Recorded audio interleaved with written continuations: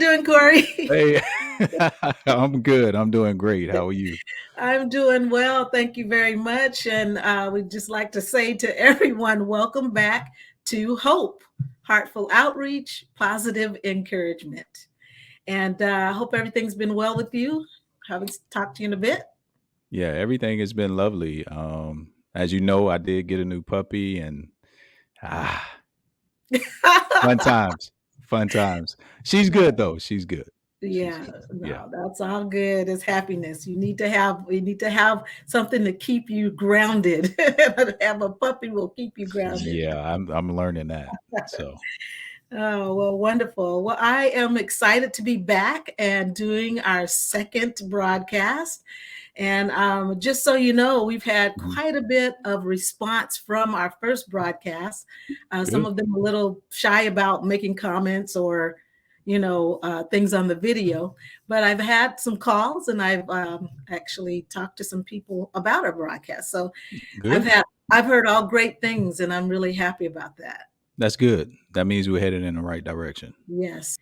So today we have a Hmm. new topic to share. Okay. And basically, I know that everyone has heard about Kentucky and the flooding, and there's just so many natural disasters going on in our world today. So today we are going to be talking about preparing for natural disaster. Okay. Good topic. I think so too. And as I was preparing for this, I thought about you, Corey, and I Hmm. remember, was it last year that in Texas there was some type of freeze and power outage? And I mean, were you there at that time? Oh yeah, yeah. Last year, February, end of January, February timeframe. Hmm. Oh man. And then you never think that something like that could happen in an area like this because it's normally so hot, you know. Right.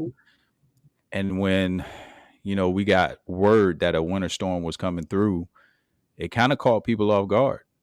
It Hmm. did. Hmm. Fortunately for me, I was in a position to where I could help a couple of other people Hmm. when their power went out, when they lost water.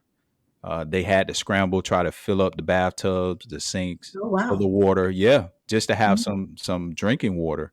Wow. But when the power actually went out, they had no heat, Mm. and the temperatures plummeted to just above freezing. I mean, well, just above um I guess 0 degrees. So it was like 1, 2, it dropped down to 2 degrees.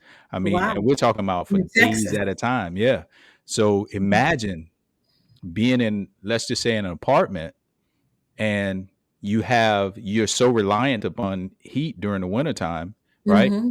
And then Yeah. the temperature, you lose power, and the temperature drops from what would normally in Texas, in this area, be about, at the worst, 28, 30 degrees. It drops to like 2 degrees, Wow. 1 degree Wow. over an extended period of time. You can't stay there without heat.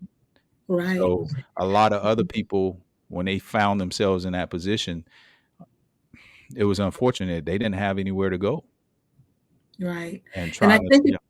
if I remember the news, there were some people who were trying to stay warm using their vehicles in a garage, and then some people died of asphyxiation. I mean, it was just a really horrible news report. Yeah. And that's the whole reason that I chose this topic, Okay. because when you are in a place like in Texas, how in the world would you even imagine it becoming 2 degrees when you've never, there was no precedent set for that. You've never had Right. that situation. So you're not thinking of that. Right. And so that's exactly why I chose this topic. And I have a really wonderful guest that I brought on. She's just very spirited and fun. Mhm. And she's going to share some thoughts with us about how to be prepared no matter what kind of disaster happens, how you can have a little bit of preparedness in Mhm. case you have to just like cut and go, like right now, you Yeah. know. So yeah, and my condolences go out to the families in Kentucky and the surrounding areas that have lost loved ones to flooding, and um, a lot of people have not been found yet. So I know it's really heart wrenching. Mm. So my heart goes out to those people right now, and for the others who are watching this show, I hope that you will, pay attention, and that you will kind of heed the warning of doing some type of preparation. Yeah. Yes. Yeah. Mhm. I So with agree. that, I'd like to introduce our guests, if that's okay. Oh yeah, absolutely. Like I always tell you, y'all don't need to Mhm. see me. Well, I mean, I'm I need just to talk to somebody. I'm just Talk to hey, myself. I'm just the guy behind the scenes that try to make all of this come together. And yeah, Yeah. so I'll go and let you introduce the guest, and she'll come on when you're ready for her to come on.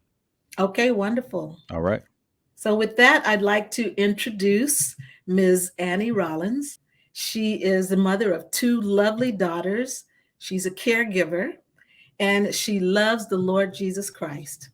Ms. Rollins completed a 5-year outdoor survival training, and she's worked with the National Girl Scouts and Brownies and Bluebirds. And she has also helped young women learn to stay safe when hiking and camping. So, will you please welcome from Washington State, Ms. Annie Rollins? Hello. Hi there. How are you? I'm well, thank you. Good to be here. Good. You look cute. I like your hair do. That's cool. Your head wrap. Thank you. I'm Yes. into head wraps, as you know. Yeah, learning different ways to tie them. It's been a challenge, but I've been doing quite well with it. Oh, wonderful. Well, I'm so glad that you agreed to join us on the show this time. Um, I think this is a topic that people need to really take strong consideration to, given that in our world there's so many disasters, one after the other, and each one seems to be something that area never expect to prepare for. Do you agree? I mean, I do agree, and mm, that's the hard part because emergencies happen in a twinkling of an eye, so to speak, mhm, and there you are. yes, Yes. exactly. So when we were talking before, you mentioned that you yourself was in a natural disaster some time back. Tell us a little bit about it. What happened? Yeah, I'm sure that most people remember the May 18th, 1980 explosion of Mount St. Helens. Mm-hmm. Yes, and that happened on a Sunday morning at about 8:32 in the morning. Wow. And we had been a few weeks, that had been bulging, but they didn't know, what was going to happen with it. And then it just erupted, and you could see the plumes from miles away. Mm. There were a few people evacuated from the Weyerhaeuser company that were working in the area, about 300, and then anyone within 15 miles of the mountain and a little further out were evacuated. Wow. And it was just one of those things that you would not expect.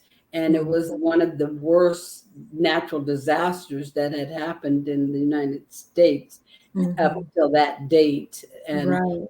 um, I actually remember that. I was in California at that time, and I remember when the volcanic eruption happened, we had ash all over our cars in California. So the ash went quite far.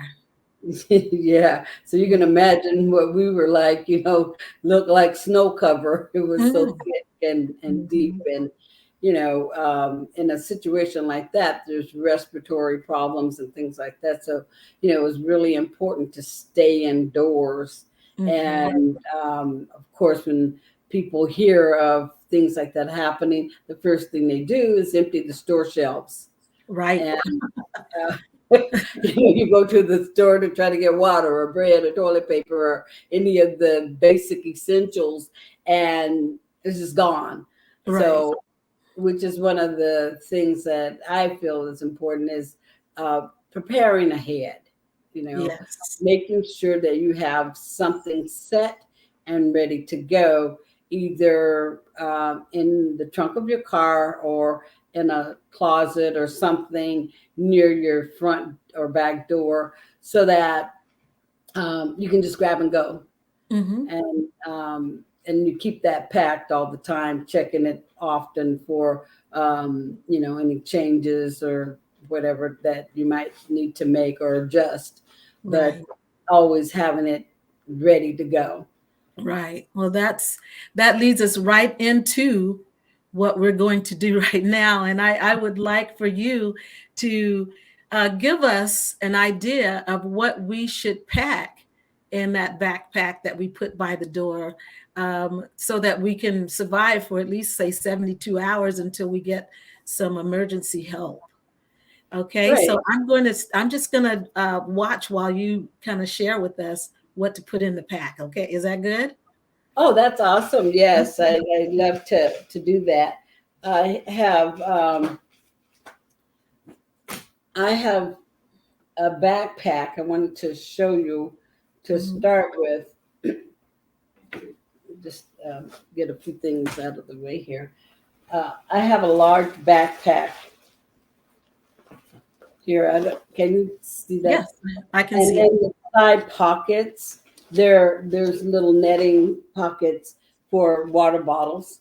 So I have a couple of water bottles there. And then attached here is a hand sanitizer, this one lasts for quite a while. I've had it quite a bit, and I Mhm. use it all the time.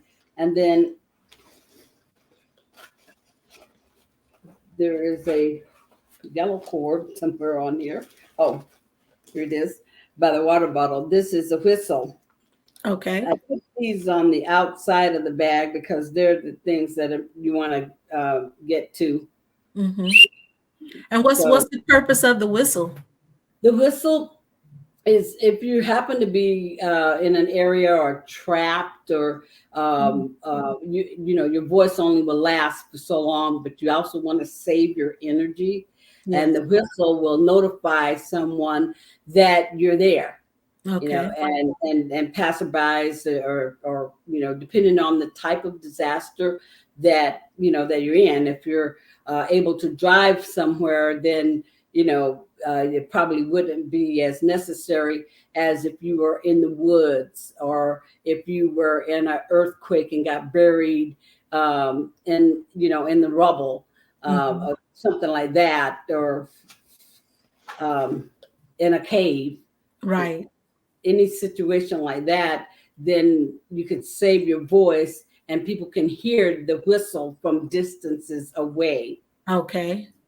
Good. And on strapped to the back of the backpack, I won't take everything out, but it's just a set of clothing, and Hmm. it's in a Ziploc waterproof bag, and it's a pair of canvas shoes. This is for ladies, but guys, just pack it for yourself. And Hmm. so I have a skirt and a blouse, a lightweight jacket, socks, uh, um, two pairs of socks, because you want to be able to change and have dry feet, and undergarments, Hmm. all that, and then some sanitary needs for the women. And Okay. so, and this backpack is kind of a large backpack. You also can get backpacks that are a little bit larger, and it depends on your particular size and what Okay. you think that you can carry. Uh, Right. you want it to make sure that it's not something so heavy that you can't walk a distance with it without having to unload and get rid of things. Right. Um, Right. That would so be. sharing a quick side story with one of the camping expeditions. As leaders, we had to pack a 50-pound pack, and it was like probably my first year in becoming a leader.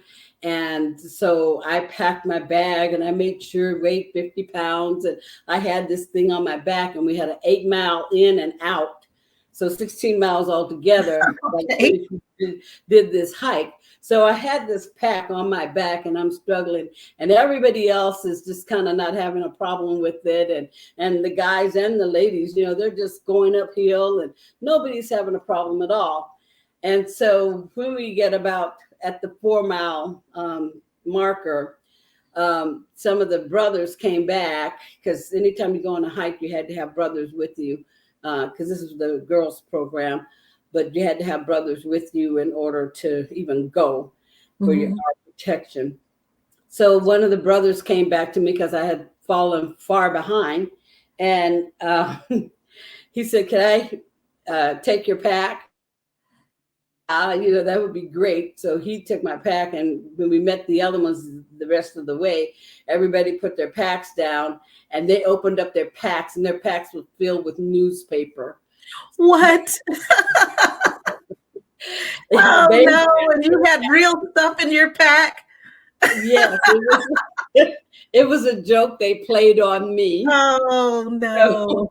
So that's just a little side fun story that I'll always remember. I bet. And well, for this exercise, we're not going to put any paper in there. We're going to put some real stuff in that. We're going to put some real stuff in there. Stuff. So we want to start out with, I already talked about the water, which is, one of the most important things for hydration. You don't want to get dehydrated. So you also want to save your energy and not sweat, because the sweat releases the liquids in your body and that sort of thing. So you want to preserve your energy. You want to not sweat. Then also to help that is salty type nuts and crackers and things like that will help retain water.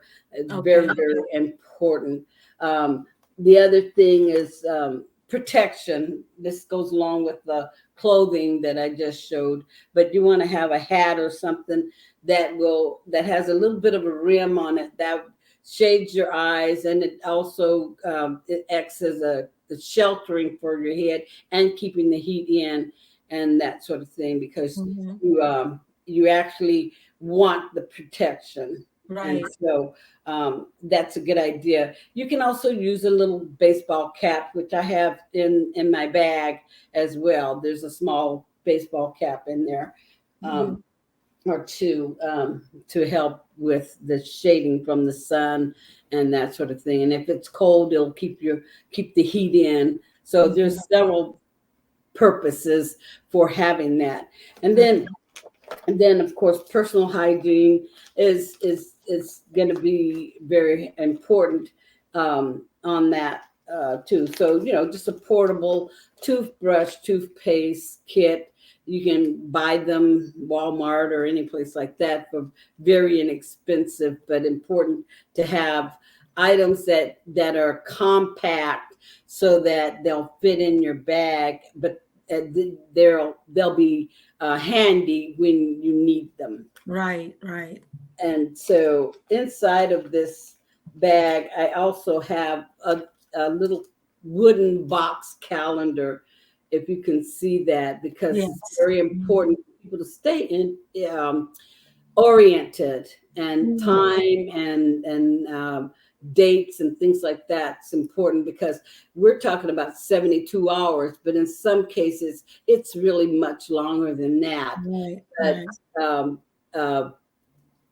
we're the easiest thing is the basic 72 hours, because usually by that time somebody has maybe gotten to you, but there are instances when that's not the case.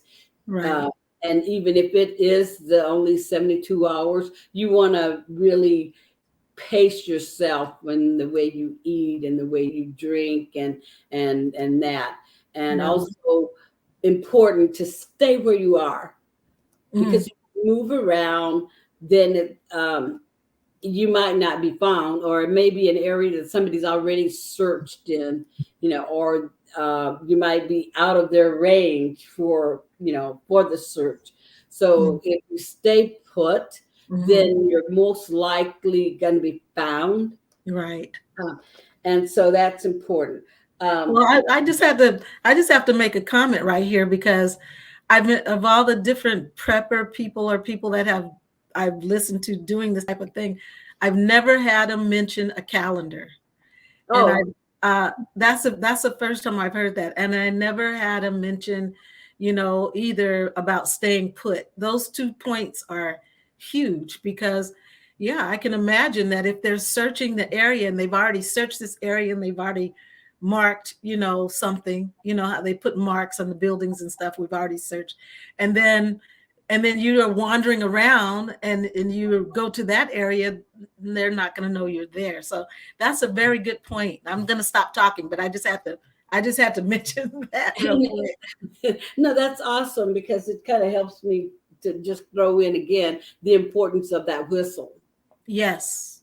Yeah, because you stay where you are. You don't blow it incessantly, but you blow it in intervals, just in case somebody's in earshot, and you're not going to use your voice, because if you use your voice, you're going to lose it soon enough, and then you won't be able to speak at all. And that whistle is very important to have. And then other parts of the personal things, little hard candies and lip gloss, to keep your mouth from, because in the sun dries out and you lick your lips and then they crack and then they get sore and then infected. So you just a little lip balm, kind of help keep that going. This little case is kind of handy because it just has a little zipper, and then I have this little lip balm that I use. It's kind of a cute little thing. And, I just apply it. Apply it when the little wand comes out. And, it doesn't take much to put a little bit on. A little bit goes a long way. And then there you have it. And it's back in your case, and you're done. And then insect repellent is very important. This is a Sentinella bracelet, and it wards off insects. It actually repels them. And then the other is a wipe, like a hand wipe, and you just wipe your hands or any exposed body parts, and it wards off mosquitoes. Okay. Very good. This is, it's just like one of those very important items that easy to get, not very expensive, and you're gonna wish you had, especially around water, any kind of clean or anything like that, because that definitely draws the mosquitoes. In this little bag, and I put everything in bags and containers as much as possible, waterproofing and that. But in this particular bag, I have a set of goggles or eye protection, where to protect your eyes from anything. And then, of course, you can use shades for that purpose as well. It's just some eye protection, wherever. But you also will want to have your prescription glasses if you have those, and maybe even an extra pair, not in the same bag, but somewhere else in your pack in case you lose a pair. And then if you have a hard time, you don't need prescription glasses, but readers. So you want to make sure that you have your readers, because oftentimes the instructions and things like that, the words are so small printed on there because it's compact that you can't read them. So you really want to make sure that if your eyesight is questionable, you want a pair of readers. And again, I keep everything in a bag, and keep it secure. This one, I know it doesn't seem fun, but this is open-ended bag, and so I just take a little pin like this with a little head on it. I don't know if you can see that really well, but I use that to close it, because you'd be surprised how important it is to have like a pen. You can, if you do like a little one of the tube tents or one of the A-frame type tents with the blanket, sometimes closing the closure up, and you have a nice little pin like that. I do it on several different bags so that I'll have those pins. So they serve several purposes. And I can take those pins and close up a little spot if I need to close it up if I'm doing a makeshift shelter. Okay. And then also in this bag, it's just like a tiny sewing kit, and later on we'll talk about the importance of waterproof matches. But I have them in here because it's just handy and close. And then along with that calendar that we're talking about is a winding wristwatch. Oh, okay. Yeah, because keeping time, it could be keeping the date handy and then the time. And if you have one of the winding ones, you don't have to worry about batteries or anything like that. You just have to remember to wind it. Okay. And so that's that little bag. And then this case, and these little cases, I'll show you the size of them. If you can see that, it's pretty flat, but it holds a lot of things.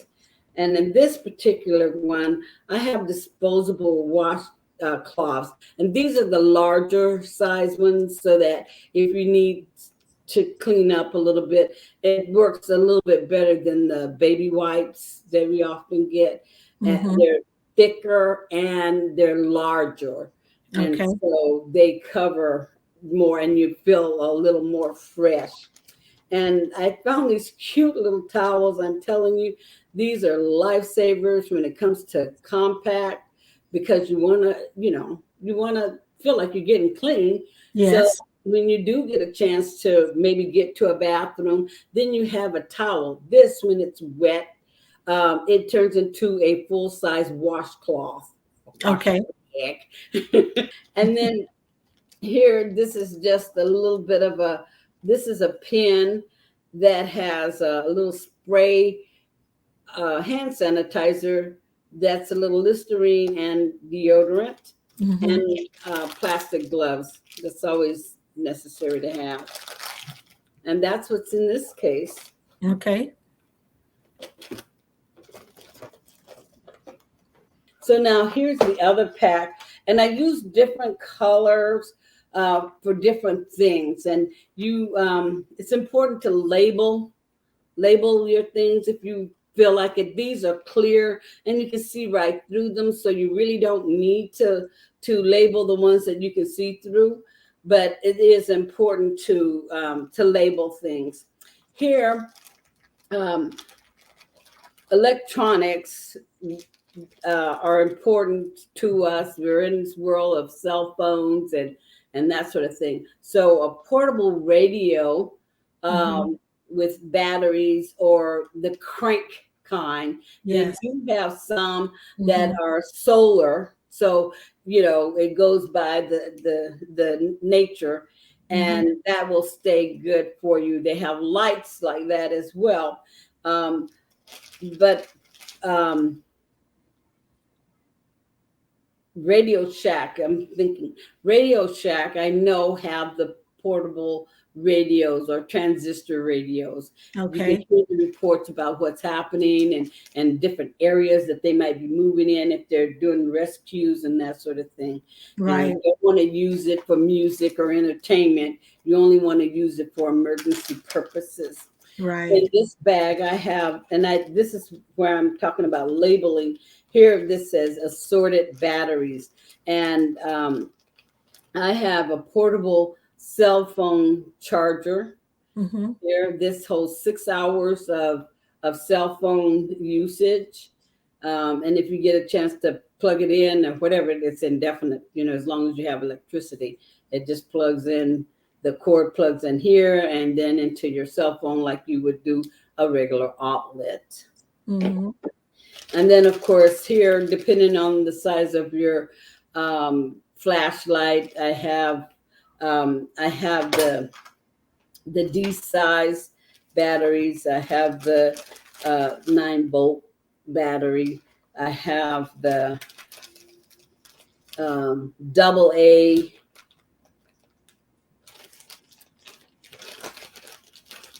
And the triple A. Okay. So I have a few of those because usually it takes 2 or 3 of each of those to make things work. And you never know when you're going to come up on something where you might need these other size batteries to keep things going. Mm-hmm. And then just Ziploc bags of that.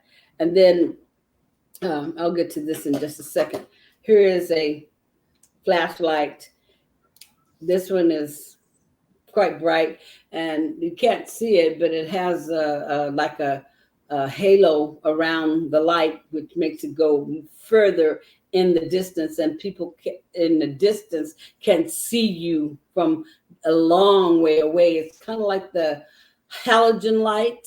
Okay. Yeah, so that's what this flashlight is. And then it has this side one too, so that if you need, more surface, like if you're having to work on a car or having to try to do something, and it's a dark space, or try to find something in your backpack, this is handy for that. So that has 2 different settings on it. And just real quickly, this one also has, let's see if I can keep the light on me. And then it was bright, and then low light, and then again it's the red to signal that it's an emergency, and then here is the flashing light so that it kind of SOS, I'm in trouble kind of a thing. And then off, and then back to bright. And so maybe I need to have that one. So that little light that you have sitting up there, is that whole thing a light, or just the top is a light?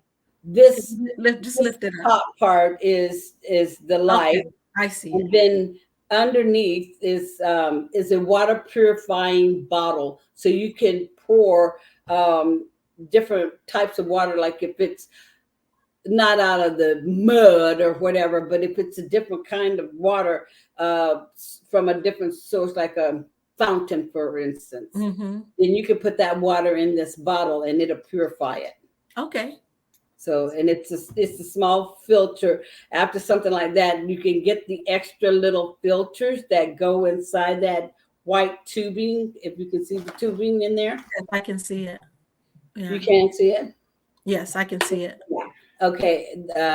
In that top part of that is where the filter goes in, and you just change that. You would just change that filter, and then you can still have a source of water. That's one of the reasons I wanted to show this particular bottle, because it also will hang on the outside of the backpack, because there's little little things on the backpack where you can hook extra things on the outside.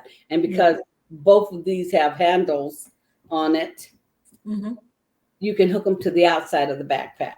Okay. And that keeps everything kind of close and handy. Then the other thing is, we're talking about shelter when you're out there. And these are paracords, or parachute cords, or rope, braided rope, so that if you wanted to take your emergency blanket, which I'll show you in a moment, the emergency blanket, and you tint it, A-frame type, like A-frame type, then you can use that cord, stretch it from tree to tree, and then lay this over it, and then anchor it on the ground, and just find some rocks or twigs or something to anchor the blanket down, so that you can crawl inside, and that's some shelter for you. Right. And so they have two tube tents like that as well that you can get. And then here, if you need to stake something, this is a little shovel, portable shovel, and the handle folds in for convenience sake. And then you just kind of keep that in a handy place. And I keep, you know, these little things, items, and this bag together in this little case together. You can see through it so you know what's in there. You want to make sure that you have food sources. And this is really quick because I have them in bags. So beef jerky, seasoning packets. This is honey and butter. This is little jams and candies, M&Ms. And this is seasoning packets. And it's anything that you want that you can actually pour in some water, shake it up, and makes like a little broth or soup or whatever, and that will sustain you it well. If you have access to a little hot water, then there's instant oatmeal, cream of wheat, and that sort of thing in that bag. Then any of the packaged meats, tuna, chicken, or whatever you can find like that, beef jerky, smoked oysters. We have the chicken or tuna in the package with the crackers already. The containers also have spoons in it, so you can spread it on the crackers, or you can just kind of dip the cracker in there. We have the wafers and the peanut butter and cheese crackers. So those are other quick items that you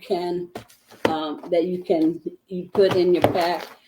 Dried cereal are always very important. And then your variety of freeze-dried fruits. Yes. Yeah.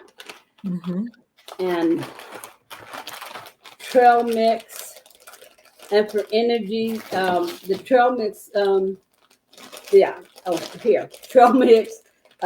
Here, these are just little, this is something I like, Tajin, lime and chili peach circles.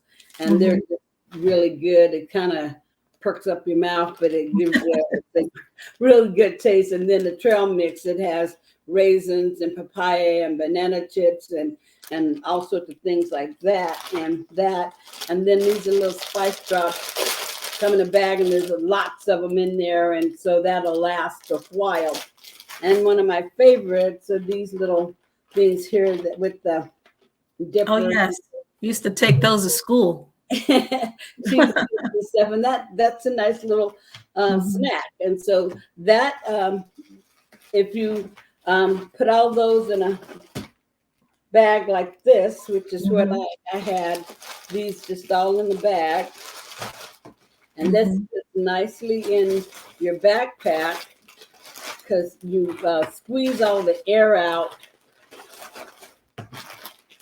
So in the instance of let's just say it's a flood type situation, those Ziploc bags, are they waterproof? Waterproof bags, yeah, they have the little zippers on them. And it does, it does keep the water out as well. Yeah. Wonderful. Yeah. And so that this, and you push the air, make it as flat as you can, push the air out, and that fits into one side of the backpack. Now, quickly, to show you the demonstration that I was going to show you, this is a tuna can. You see that, okay? That was corrugated cardboard in it, a wick from a candle, and candle wax. So what I did is I have this little cardboard, the tuna can. You just take the label off, take the tuna out, save it in a pouch or something for later to eat, and then wash the can out. And then take these corrugated boards. I cut them in strips. It depends on the size of the board that you use. And then you just roll it into like a little circle. When you say corrugated boards, you just mean like cardboard? A cardboard, yeah, just corrugated cardboard, and it's any Mhm. box that you get, Mhm. mostly. And you can see the one with the ribbing on it. Okay. And Yes. yeah, and you just fold it on one of those to cut it. You just fold it on those on the ribbing, and it makes it really easy to cut through. So you can just really easily cut right through that, and then just roll it in a circle. Mm-hmm. And once you get it in a circle, I start from the outside and work in, and then I can just put these little pieces right in the center of that until Okay. it's full. Can you see that? Yes. How Uh-huh. the cardboard is in there and it's all filled. And then you take the melted candle wax. I should have on a mitten because this is hot. So I mean, this will be very hot. So you really want to be very careful. And you pour. Let me put that down. You pour the wax in there all the way. Now, this is something you'd have to do ahead of time, Mhm. right? I Yeah. mean, this is not something you could do at the campsite. This is something you would No, have you had can do this at the planned. campsite. Yeah, Okay. you also can do this at the campsite once you made your little um, um, once you made your campfire or your little Bunsen burner or whatever. This can be used at that. You want to just have the materials ready, or you might just have something that you brought in a box and just use that. As long as you can rip it, it doesn't have to be cut. So this Okay. is a really easy thing, and it doesn't have to be a tuna can. It can be any can. And Okay. then the only other thing that you would need is a candle that you can melt. Okay. And most people have candles in their house, so you can just grab any candlesticks that you have that are, not the LED candles, but the actual candles that will melt. If you melt this candle at 1 minute intervals in the microwave, it takes about 3 minutes to get this size candle melted all the way down. Okay. And again, it'll be extremely hot, but And it can still. this may seem like a dumb question, No. but why would I make a candle, another candle, if I have a candle? What's the difference between Okay. what's in the can and the candle? Right. So when this candle melts, that it really can't act as a fire source. Okay. This, with the corrugated board, acts as a fire source because the paper is covered with wax, so it's not going to burn all the way away. Mm-hmm. It's just going to melt the wax. Okay. And then when it congeals again, you can reuse it.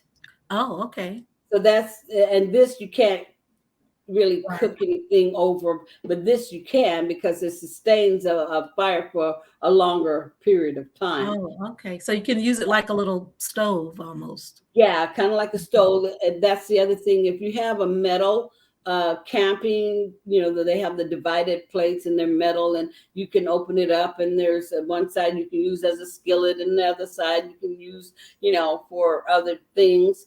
And those kind of pans you can use to put over it. Just kind of use a little grate or something so that it stands above this. Okay. And it will act as a heating source. Oh, okay. And they'll do it with other canned goods as well. And that's the other thing. If you do use canned goods in your pack, which you can do, anything that's commercially packaged, you can eat straight from the can without heating. Meats or vegetables or something like that. Fruit, Okay. of course. But you can without heating. So that's important to know. And so once you get this filled all the way, you want to fill it as much as possible. I just went over, so that's going to harden on the table. But once you get it, I got over anxious. But once you get it full all the way to the top, you just want to cover it to the top. And then there's a little wick here. Can you see that wick? Yes. You just stick it right in the middle, and it'll kind of float there, but it'll congeal, and when it congeals, it'll be just like this. I'm thankful that you took the time to, kind of put that together for us and show it to us. And before we go, I would just like to know if you have, and all these things that are happening in our world with natural disasters, do you have a message of hope that you would like to leave with our viewing audience today? Yes, stay calm. But I think before all of that, just say a prayer and know that God is with us. He's aware of our existence. He's aware of us individually. And we have hope in that he will be there for us because he says he will be. And if we just keep our heads about us and think and act responsibly, then we can get through it, and we can help others to get through it as well. Wonderful. Thank you so much, Ms. Rollins. How beautiful that you took the time to do this. And I know that people will be blessed by it. Our producer is back. That means that we ran out of time. but that's okay. Long-winded. No, it's okay. No, that I was sitting back there enamored. Like, wow, we need that back together right now. Yeah, I never really sat and watched someone go through the details, because I'm prior military, and we had our backpacks and all the survival type gear that we needed for whatever mission we were on. But when it comes to natural disasters or finding yourself in a sticky situation, man, you would never, man, I guess some people would never have thought to pack some of the things, especially like what you were saying, Bev. What caught you off guard was the actual calendar. Yeah. I never heard that either. And it makes total sense, because you're disoriented. You're like, what day is it? I mean, you can really lose, and it makes you depressed. So I thought that was good to hear. Yeah. So great stuff. Yeah. So once again, I want to thank you. And I want to thank our audience for joining us for this broadcast. Please subscribe. Remember, we want 1,000 subscribers. We need you. We need you to do this. And we'd like for you to make a comment and share your thoughts. And once again, Ms. Rollins, we'll talk to you again soon. Thank you so much. Thank you. We'll see everyone next time. All right.